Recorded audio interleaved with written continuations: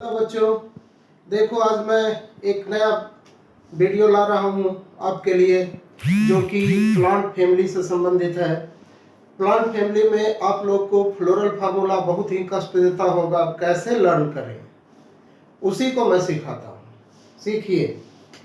देखो, आपके बुक में एनसीईआरटी बुक में 3 फैमिली डिटेल पढ़ने के लिए दिए हैं प्लांट फैमिली से रिलेटेड, और एक फैमिली का केवल फ्लोरल फार्मूला डायग्राम दे रखा है। अभी मैं केवल फ्लोरल फार्मूला सिखाऊंगा 4 फैमिली का, जिसमें पहला आप देख सकते हो फवेसी फैमिली।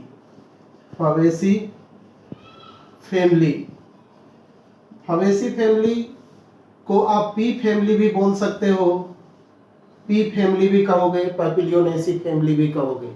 अब इसमें क्या क्या कैरेक्टर है फ्लोरल फार्मूला में वो पहले देख लेते हैं। जिसमें देखो, इसका जो फ्लावर होगा वो जाइगोमॉर्फिक होगा, एनसीईआरटी भी बता रखा है जाइगोमॉर्फिक होगा। इसके बाद देखोगे बाइसेक्सुअल होगा। सेपल की संख्या इसमें 5 होगी, सभी सेपल आपस में जुड़ा रहेगा, इसलिए इसको हम ब्रैकेट के अंदर बंद कर देते हैं। इसी तरह से पेटल की संख्या देखोगे तो 5 ही होगा, लेकिन अरेंजमेंट इसका अलग ढंग से होगा, जिसमें एक अलग होगा, 2 भी अलग होगा, बट इसके नीचे होगा, और 2 आपस में जुड़े हुए रहेंगे, इसलिए इसको ब्रैकेट में बंद कर दिया है। इसी तरह से एंड्रोसियम की संख्या, स्टामेन की संख्या देखोगे तो 10 होती है। एनसीईआरटी में 9 को पहले रखा है, जो आपस में ज्वाइन रहता है, और 1 को अलग करा है, डायडेल्फस कंडीशन है। इसी तरह से गायनोसियम कार्पेल की संख्या देखोगे तो इसमें 1 होगा, और ओवरी सुपीरियर होगा, मतलब हाइपोगाइनस का कंडीशन होगा। अब देखो, यहाँ पे आपको क्या समझना है, एनसीईआरटी के हैं अकॉर्डिंग चलो केवल, है ना। तो पहले तो जाइगोमॉर्फिक में देखना है कि फ्लावर को जब डिवाइड करोगे तो उसके सेंट्रल एक्सिस से तो पहला पार्ट तो इक्वल रहेगा, लेकिन उसके बाद वाले जो पार्ट्स रहेंगे डिवाइडेबल पार्ट्स, वो अनइक्वल होंगे। तो उसके लिए साइन इस तरह से दे दिया जाता है परसेंटेज के रूप में। बाइसेक्सुअल का मतलब कि उसमें दोनों सेक्स ऑर्गन प्रेजेंट है, एंडोसियम भी प्रेजेंट है और गायनोसियम भी प्रेजेंट है। लेकिन सेपल की संख्या की बात करोगे, सेपल को हम के द्वारा रिप्रेजेंट करते हैं, और पेटल को सी के द्वारा, स्टामेन को ए के द्वारा, और कार्पेल को जी के द्वारा, है ना। इधर तो आपको एजी याद रह ही जाएगा, ऊपर में केसी को ध्यान रखना है, ठीक है। तो एक छाता होता है केसी पाल का, तो उससे ध्यान कर लेना, केसी पाल छाता से केसी एजी, है ना।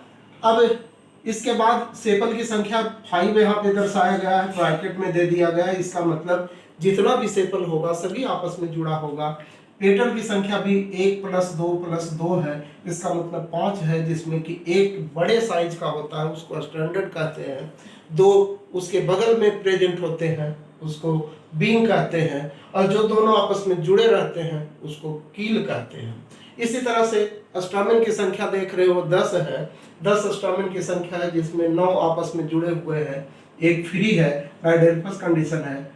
कार्पेल की संख्या 1 है, ओडी सुपेरियर है। इसी तरह से सोलेनेसी फैमिली को देखोगे, सोलेनेसी फैमिली, तो सोलेनेसी फैमिली को हम पोटैटो फैमिली भी कहते हैं, और पोटैटो फैमिली का फ्लोरल फार्मूला देखोगे तो इसमें जाइगोमॉर्फिक के प्लेस पे एक्टिनोमॉर्फिक आ जाएगा, बाइसेक्सुअल होगा। जैसे मैंने एक को समझाया था कि सबसे पहले किसको रखना है, तो सेपल को तो के, दूसरा सी, उसके बाद ए, उसके बाद जी, ठीक है। अब इसके बाद देखोगे सेपल की संख्या कितनी होगी, तो यहाँ भी 5 होगी। यहाँ पेटल की संख्या कितनी होगी, तो 5 होगी। स्टामेन की संख्या कितनी होगी, तो 5 होगी, और कार्पेल की संख्या कितनी होगी, तो 2 होगी। अब ध्यान देना है कि ये जो सेपल की संख्या 5 है वो आपस में जुड़े रहेंगे या अलग अलग होंगे, तो यहाँ पे सभी जुड़े रहेंगे। पेटल की संख्या 5 है, वो अलग अलग होंगे या जुड़े रहेंगे, तो ये भी जुड़े रहेंगे, लेकिन स्टामेन आपस में अलग अलग होगा, पॉलीएंड्रस कंडीशन में होता है, जबकि कार्पेल आपस में जुड़े रहेंगे, सिनकार्पस कंडीशन में है, और ओवरी सुपीरियर है, मतलब हाइपोगाइनस का कंडीशन है। और एक कंडीशन और यहाँ पे इस तरह से बना दिया जाएगा, इसका मतलब कि हो गया कि जो स्टामेन है वो पेटल के साथ जुड़ा हुआ है, इपीपेटालस का कंडीशन है। ओके, अब इसी तरह से तीसरा फैमिली की बात करते हैं, Liliaceae family. Liliaceae family, Liliaceae family को हम लिली फैमिली भी कहते हैं। इसको क्या बोलोगे? लिली फैमिली भी बोलोगे।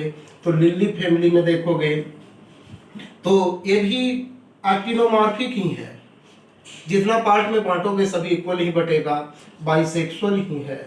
लेकिन इसमें चूंकि फ्लावर इनकम्प्लीट होता है, ये जो सेपल और पेटल हैं एक आपस में मिल करके एक ही रंग रूप का हो जाता है, तो पेरियंथ कहलाता है। उसके यूनिट को हम टेपल के नाम से जानते हैं, जिसको पी के द्वारा रिप्रेजेंट करते हैं। और के सी नहीं आएगा, उनके स्थान पे पी आएगा, एजी तो आएंगे ही।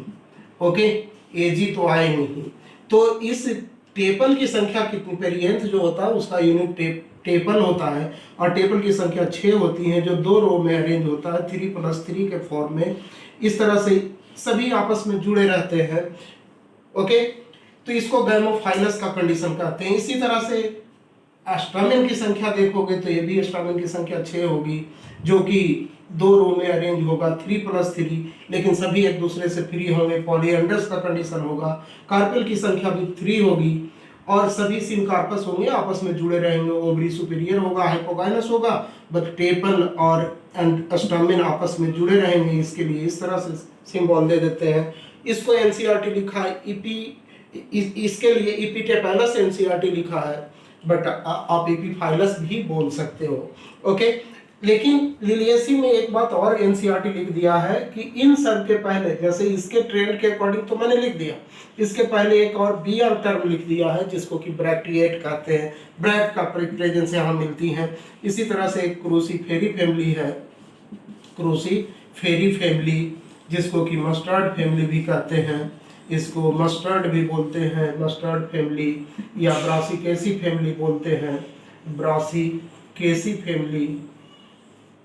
अब इसमें देखोगे तो इसका भी फ्लावर को एक्टिनोमॉर्फिक ही बताया गया है, बाइसेक्सुअल ही बताया गया है।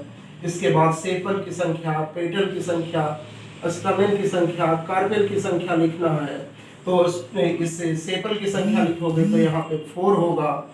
इसके साथ साथ सभी एक दूसरे से फ्री रहेंगे, इसलिए ब्रैकेट में करने की आवश्यकता नहीं है।